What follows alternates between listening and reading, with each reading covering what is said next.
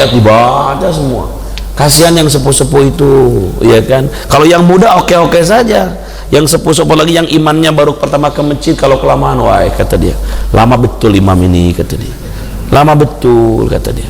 Beda Pak, berdiri untuk sholat dengan berdiri nonton tuh lain Pak. Kalau berdiri nonton tuh kuat Pak, kalau berdiri sholat tuh lain lagi. Sama dengan Bapak jalan ke masjid dengan jalan di mall tuh Bu lain. Ibu kalau jalan di mall 2 jam aja betah, muter sana lihat harga, nawar dulu, nggak jadi balik lagi, terus muter-muter 2 jam tuh Bu, nggak kerasa, jalan-jalan udah tawaf Ibu. Tapi kalau jalan ke masjid, oh Bapak Ibu, jangankan kayak di tol Ibu, mohon maaf cuma lewatin 2 rumah aja malas ke masjid itu. Betul nggak? Ini mohon maaf saya Bapak Ibu, ya kan, malas betul.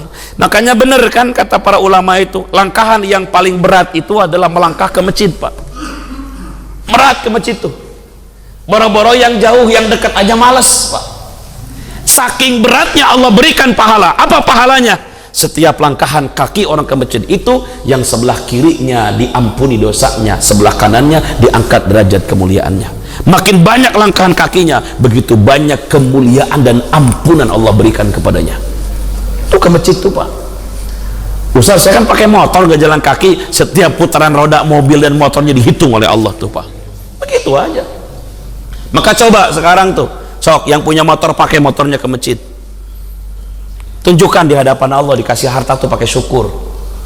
Ini mah motor 5 di rumah ada, mobil ada, ke masjid nggak mau datang.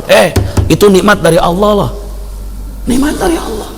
Kaki masih sehat, azan sampai ke rumah kita, masih malas mau ke masjid. Mau dengan cara apa lagi kata Allah? Mau dengan cara apa lagi? Indikator Pak, iman itu hidup ketika disebut nama Allah bergetar hatinya. Nama Allah disebut satu hari 5 kali. Allahu Akbar, Allahu Akbar. Kalau orang beriman bergetar hatinya, Allahu Akbar, sudah azan. Bukan begini, Allahu Akbar, Allahu Akbar, nggak kerasa sudah azan kata dia. Cuman gitu doang, sholat nggak kerasa sudah azan kata dia. Ya Allah ya Rabbana, itu imannya di mana? Innamal mu'minuna alladzina idza dzukirallah wajilat qulubuhum wa idza tuliyat alaihim ayatuhu zadathum imana wa ala rabbihim yatawakkalun. Orang yang punya iman dalam dirinya, ini yang paling standar Pak. Iman yang paling standar itu apa? Ketika idza dzukirallah, disebutkan nama Allah, wajilat qulubuhum, apa? Bergetar hatinya. Itu aja. Jadi kalau Bapak Ibu ketika azan kumandang, hatinya getar apa enggak? Kalau enggak getar berarti emang ada masalah sama iman kita. Ada masalah sama iman kita. Tapi kalau tak, waduh azan, subhanallah, cepat buru-buru dia, gelisah kalau nggak sholat. Ini orang begini imannya hidup Pak, imannya hidup tuh. Apalagi sampai mohon maaf ada orang-orang yang luar biasa, sebelum azan dia sudah di masjid Pak. Masya Allah, belum disebut nama Allah sudah bergetar hatinya, karena udah tahu bentar lagi Allah manggil nih. Azan duhur jam 12 kurang 5 menit, Bapak Ibu setengah 12 udah di masjid, itu imannya hidup tuh. Masya Allah. Tapi kalau azan kumandang baru datang, baru berangkat, nah standar tuh imannya. Saya mau tanya, Ibu kerja, Bapak kerja itu aturannya masuk jam 8 pulang jam 4. Sekarang Bapak Ibu berangkat dari rumah jam 8 sampai kantor jam berapa? Kira-kira telat apa enggak? Itu pegawai teladan apa bukan? Wah gitu mah dipecat terus Pak sama atasan kita. Datang kamu gimana? Ini masuk kantor jam 8, kamu berangkat jam rumah jam masuk kantor jam 9. Itu kayak mana? Harusnya, mohon maaf ini, kalau masuk kantor jam 8 minimal setengah 8 udah berangkat dari rumah, biar sampai kantor jam 8. Begitupun orang beriman, Allah tuh manggil jam 12:05 menit, ini jam 12 baru berangkat. Kira-kira terlambat nggak sampai masjidnya? Tuh, harusnya gimana? Mohon maaf Pak, seorang hamba teladan itu sebelum masuk pada waktunya dia sudah ada di rumah Allah. Itu yang paling hebat. Maka Masya Allah ini orang tua kita yang istiqomah ini, Masya Allah ya kan? Sudah di masjid sebelum azan berkumandang, sudah nungguin, dia rindu dengan panggilan Allah itu. Nanti kata Allah, orang-orang begini dia punya saf yang paling depan, tempatnya khusus dengan siapa? Ma'asyuhada wassalihin wan nabiyyin. Nanti Bapak Ibu yang sering datang lebih awal ke masjid itu, perumahan di sana nanti itu perumahan sekomplek dengan para nabi, sekomplek dengan para rasul, sekomplek dengan para syuhada dan para orang-orang yang saleh. Masya Allah. Pak, nanti surga di mana? Oh, depan saya tuh Nabi Musa, kata dia. Masya Allah. Oh, sampai sana Nabi Muhammad. Masya Allah. Kenapa tadi tuh? Karena hatinya lebih respon sebelum dipanggil datang di masjid. Dan demi Allah Bapak Ibu, suasana kebatinan seperti itu biasanya Bapak Ibu didapatkan ketika orang di Masjidil Haram. Bapak di Haram itu, Pak, mohon maaf, 1 jam sebelum adzan sudah ke Haram. Sok yang pernah umrah, pernah haji itu. Ya nggak, Pak? Umrah itu mohon maaf, subuh jam 5 itu jamaah jam 3 udah keluar hotel, Pak. Udah pada ke masjid. Masya Allah, luar biasa itu. Cobalah, Masya Allah. Kalau seperti itu pas pulang ke Indonesia, wah hebat itu. Azan subuh jam 5, Bapak sudah jam 3 udah di masjid. Woi, cakep tuh. Masya Allah, ya kan? Itu hanya di Haram, Pak. Dan ada lagi, Pak, satu. Ada nggak di Indonesia? Ada nggak di Indonesia? Ada, Pak. Bapak main ke Temboro sana itu. Di Temboro itu ada kampung, Pak, di sana, Masya Allah. Itu seperti di Mekah, Pak. Jadi dia sebelum azan jamaah sudah masuk ke masjid, ramai. Dan mereka orang-orang jamaah tabligh, Bapak, mengkuat-kuat jamaah tabligh itu, Pak. Kita akui dalam hal sunnah ibadahnya itu jamaah tabligh. Ya Allah. Sebelum azan tuh sudah di masjid mereka. Hidup imannya itu, Pak. Udah nggak mikir lagi dunia mereka itu. Sudah mati hari ini udah. Jadi kenikmatan dunia itu sudah tidak bisa lagi menyilaukan dengan akhiratnya. Jadi akhirat itu udah di sini, udah ubun-ubun akhirat itu udah. Masya Allah, ya kan. Jadi udah nggak takut lagi dengan dunia. Hari ini dapat apa, makan apa, udah nggak itu lagi mikirnya. Udah nggak itu lagi. Tingkatnya sudah Masya Allah udah. Nanti hari ini surga. Udah itu dibayangkan mereka. Cakep kan itu. Dibayangkan mereka tuh ibadah. Ini perlu dididik begini-begini tuh, Pak. Dididik, dihidupkan mentalnya, ya kan. Hidupkan mentalnya. Masya Allah. Coba aja kalau Bapak Ibu, ya kan, yang belum umrah, cobalah berangkat umrah, coba lihat tadi sana tuh, Masya Allah, ya kan. Azan jam 3:30 tuh, jam 2 tuh sudah ke Haram, Pak, sudah ke Masjid Nabawi, ya kan. Duduk di masjid nungguin azan gitu. Apalagi Jumat itu kalau keluar hotel jam 10 udah pasti nggak ada jalan tuh, tutup jalan itu, udah penuh.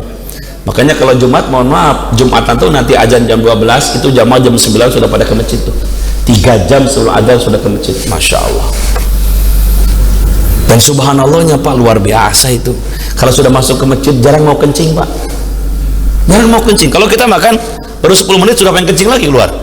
Di sini mah, di sana enggak. 2 jam nunggu di masjid tuh gak mau kencing, mau berak, Pak. Duduk aja, zikir aja. Subhanallah. Ada yang baca Quran, makanya ada yang sampai hatam Quran 30 juz di sana itu. Ada yang dia sampai 10 juz, sekali duduk tuh 4 juz, 3 juz dia baca. Masya Allah. Ya. Maka alhamdulillah saya mah bersyukur ya, Pak, per 2 bulan saya ke sana. Makanya saya tuh istirahat itu umroh itulah. Jadi saya di Indonesia nggak bisa istirahat, Pak. Subuhnya taklim sana sini, tiap subuh saya kan 7 hari ini, Senin Selasa itu subuh tuh taklim, siang taklim, malam taklim, padat, Masya Allah. Istirahatnya kapan? Umroh itulah saya itu, Pak. Umroh baru istirahat. Istirahat tuh ya ibadah tadi itu, alhamdulillah. Paling bimbing jamaah aja, jamaah dikit-dikit tausiah dengan jamaah gitu. Makanya saya punya tagline umroh bareng Ustadz gitu. Jadi umroh sama saya mah tausiah aja kerjanya itu, Pak. Dikit-dikit kumpul, ketemu, bicara sirah Nabi, saya bicara sirah Nabi, saya kasih nasihat, itu aja udah. Selama 7 hari itu, ya kan, selama perjalanan itu fullnya itu aja. Jadi kembali ke awal, ya kan. Jadi Masya Allah tuh, panggilan Allah itu adalah standar keimanan. Kalau kita merespon itu luar biasa. Sekarang bayangkan ketika ada orang yang menunda-nunda sholatnya. Azan zuhur jam 12, setengah 3 baru sholat zuhur. Kemana aja? Mau sampai kapan sibuk? Asar jam setengah 4, baru sholat asar setengah 6. Ya Allah, ya Rabbana. Kemana ini coba? Nyari rejeki tapi sampai lupa yang punya rejeki. Gimana ini? Gak logis kan? Pengen rejeki tapi lupa sama yang ngasih rejeki. Yang punya rejeki siapa? Allah. Kok sampai lupa sama Allah yang ngasih rejeki? Bisa rejeki, Masya Allah, berangkat gelap, pulang gelap, pengen rejeki, sampai lupa sholat, sampai lupa berjamaah. Gimana ini? Sampai lupa sama yang ngasih rejeki. Ini yang kata Nabi, hati-hati, jangan sakit hatimu itu, jangan sampai buta matamu itu, kata Allah. Allah yang ngasih rejeki, Allah yang ngasih hidup, Allah yang ngasih sehat, Allah yang ngasih kebahagiaan. Tapi kok sampai lupa? Kita pengen bahagia, lupa yang ngasih bahagia. Kita pengen hidup, pengen sehat, tapi lupa yang ngasih sehat. Ya Allah, ya Rabbana. Maka bener lah, orang-orang ngaji itu orang-orang eling. Orang ngaji itu Pak, eling dia. Oh ya sadarlah gitu nih, pengen sehat, masa nggak mau dekat sama yang ngasih sehat? Ya Allah itu yang ngasih sehat kan. Maka Masya Allah gitu ya, kita berharap menjadi orang yang sadar diri gitu ya, sadar diri kita nih mau sehat gitu. Dekat sama yang mengasih sehat, itulah Allah Subhanahu wa Ta'ala. Dan jangan disangka Bapak itu sholat, Bapak itu ngaji bukan berarti tidak bekerja. Ini sedang bekerja dengan Allah Pak. Makanya kan usaha itu ada dua, ada ikhtiar langit, ada ikhtiar bumi. Kalau ikhtiar bumi apa? Ya bekerja Bapak, cari nafkah tuh. Ada yang jadi tukang, ada yang jadi guru, ada yang jadi mungkin petani. Itu namanya ikhtiar bumi Pak. Ikhtiar bumi ini akan sia-sia kalau nggak dibanding ikhtiar langit. Apa ikhtiar langit? Sholat, puasa, sedekah tuh, doa, itu ikhtiar langit namanya. Zikir ikhtiar langit namanya itu. Berapa Ustadz komponennya? Lihat Bapak Ibu, ikhtiar langit ikhtiar bumi itu Allah minta 80-20 Pak. Lihat ayatnya, wabtaghi fima ataakallahu daral akhirah, baru wala tangsa nasibaka minad dunya, kata Allah. Cari oleh kalian kebahagiaan akhirat, tapi jangan lupakan untuk dunia. Bahasanya jangan lupakan berarti apa? Ya untuk dunia mah yang penting bisa bertahan hidup cukup, tapi pertama tuh akhirat dulu kau cari. Kita mah terbalik, mohon maaf, dunianya 80%, akhiratnya bahkan lupa sama Allah. Ada nggak orang gara-gara kerja nggak sholat? Banyak Pak. Ada nggak orang gara-gara, mohon maaf, gara-gara kerja meninggalkan Jumat? Banyak. Ada nggak orang gara-gara kerja nggak berjamaah? Banyak Pak. Ini kayak mana coba komponennya, apa namanya komposisinya? Harusnya 80-20, 80-nya akhirat, 20-nya dunia. Kita terbalik, 20-nya dunia, 20-nya akhirat, 80-nya dunia. Pada ayatnya, wabtaghi fima atakallahu daral akhirah wala tansa nasibaka minad dunya. Jangan marah Pak, jangan kesinggung saya beginiin. Wah ya, ekstrim bantu Ustadz ini. Bukan ekstrim, saya mengajak lebih baik lagi dengan kita. Bapak Ibu sudah alhamdulillah nih 5 waktu sudah ke masjid terus. Syukur-syukur nanti yang biasa datang pas azan nanti mah datangnya 10 menit sebelum azan. Syukur-syukur bisa 1 jam sebelum azan baca Quran dulu. Masya Allah ya, ini sisa-sisa usia masa-masa pensiun. Masya Allah, coba angkat tangan yang sudah pensiun di sini.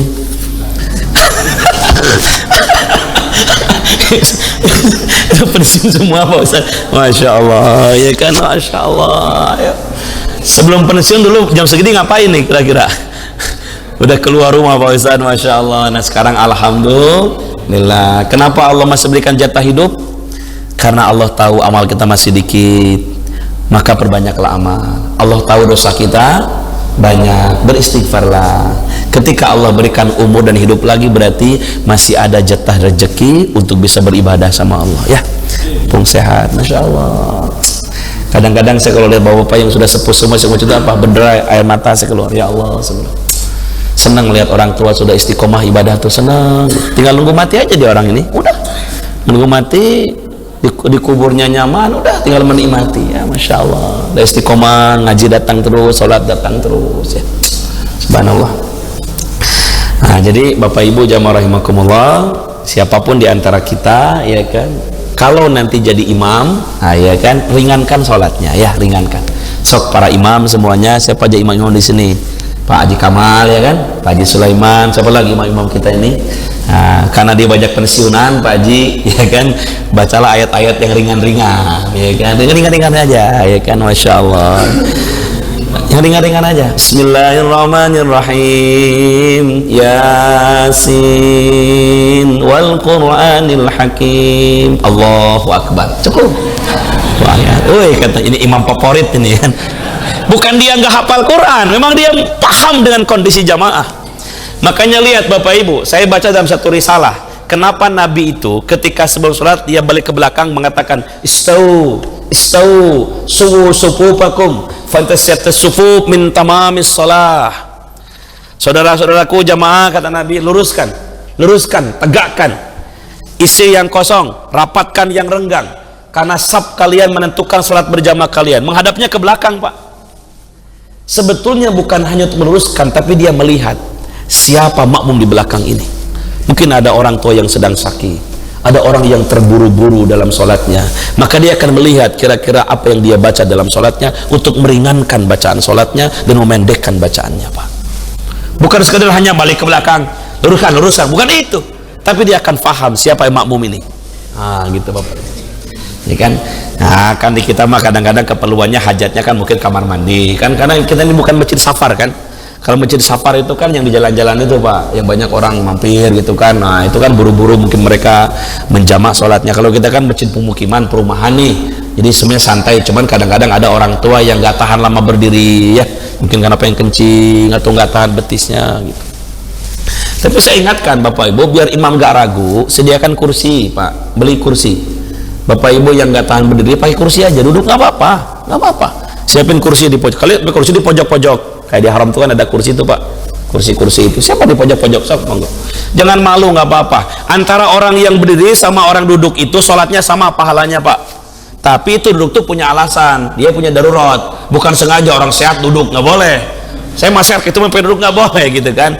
Duduk tuh ya bagi orang yang duduk, artinya nggak bisa berdiri sholatnya. Ada ilat di sana. Ada darurat namanya pengecualian, itu boleh. Tapi kalau bisa berdiri aja. Berdiri aja, sama aja. Ya kan pahalanya sama aja gitu kan, karena saking manfaatnya berjamaah ya. Idza shalla li nafsihi falyutil masya. Nah, kalau sholat sendirian sok dipanjangin nggak apa-apa. Kalau sholat sunat mau 2 jam terserah Bapak. Kalau berjamaah mah harus peduli dengan jamaah di belakang ya. Jangan sampai kita ini mengimami orang kemudian timbul fitnah, orang nggak mau ke masjid lagi karena kelamaan. Adalah lama di masjid mah nggak kuat berdirinya, malu sama tetangga, malu sama jamaah. Maka ringankan saja, ya kan Bapak Ibu, ringankan saja, ya kan. Satu lagi ya, masih ada waktu ya, satu lagi, biar dapat 3 hadis tuh Pak ya. Bismillahirrahmanirrahim. Qala Rasulullah sallallahu alaihi wasallam, idza anfaqatil mar'atu min baiti zawjiha ghaira mufsidatin kana laha ajruha bima anfaqat wa li zawjiha ajruhu bima kasaba wa lil khazini misla dzalika la yanqusu ba'duhum min ajri ba'di syai'an. Rawahu asy-syaikhani an Aisyata. Baik, bagus nih hadisnya. Perhatikan baik-baik. Qala Rasulullah sallallahu alaihi wasallam, Rasulullah bersabda, idza anfaqati, apabila berinfak, bersedekah, al mar'atu, seorang istri, nah ini ibu nih, apabila seorang istri bersedekah, min baiti jaujiha, dari isi rumah suaminya, maksudnya itu dari harta suaminya. Ibu dapat gaji, bapak dapat gaji, diterima sama ibu infakin, ibu sedekahin, ibu pakai ibadah gitu maksudnya. Ghairu mufsidatin, berinfaknya bukan pada hal yang merusak. Itu duit dipakai pada kebaikan, bukan dipakai yang lain-lain, bukan itu. Disedekahin, diinfakin. Kana laha, maka baginya ajruha, pahalanya. Bapak yang ngasih duit, ibu yang infak, Allah akan berikan pahala bagi ibu, benar. Bima anfaqat, dengan apa yang diinfakkan. Wali zaujiha, dan bagi suaminya ajruhu, dia mendapatkan pahala bima kasaba, dengan apa yang diusahakan sama istrinya.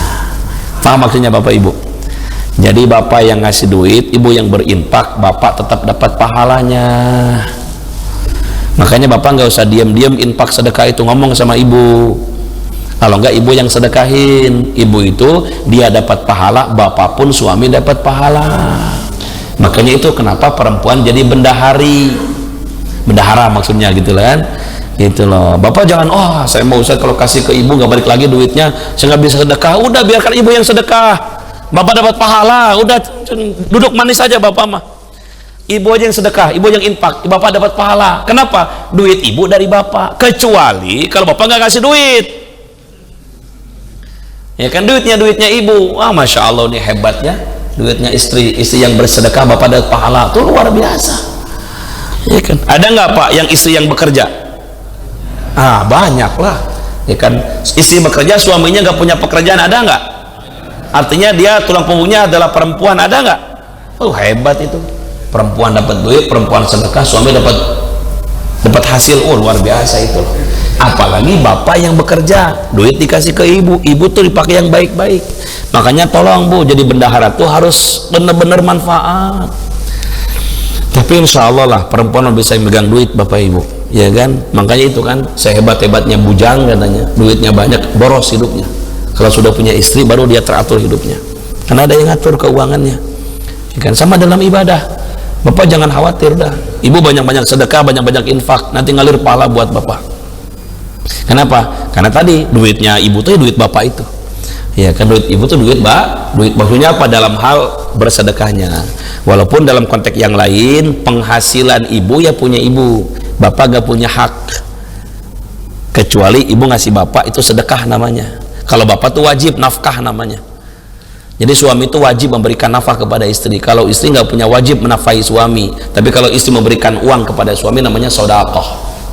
Sedekah bapak ibu. Ya bener lah itu. Duit bapak, duit ibu ya duit ibu. Gitu. Duit ibu ya duit ibu gitu kan. Tuh hebat banget tuh perempuan tuh ya nggak? Hebat banget ya. Tapi ketika ibu bersedekah duit dari bapak dapat pahala, tuh hebat ya. Ibu sedekah dapat duit dari bapak dapat pahala. Jadi nggak usah khawatir bapak nggak sedekah, nggak apa-apa, biar ibu aja yang sedekah. Infak bapak ibu. Tolong ya bu, alirkan pahalanya bagi bapak. Maka ibu kalau punya duit jangan pelit-pelit, sedekahin tuh, ada kotak infak tuh. Apa itu? Kotak infak yatim. Isi tuh tiap subuh, datang sini subuh isi kotak infak lain. Udah, bapak nggak punya duit, mungkin bapak makan kadang-kadang, kita ini jarang-jarang bang ngesun duit kan. Ibu bukan rajin bawa dompet ke masjid itu, ya kan, bawa apa gitu kan, ibu masukin sedekah, ya kan. Ya kalaupun ibu nggak sempet, ya bapak juga nggak apa-apa, ya kan. Walil khazini misalik, walil khazin, dan bagi khazin bendahara. Bendahara itu adalah orang yang megang uang, siapapun, ya kan. Artinya begini juga pak, bapak yang ngasih seseorang kemudian dia berinfak dari uang yang kita berikan dapat pahala juga, tetap aja gitu loh. Jadi tidak hanya berlaku suami istri nih, ya kan,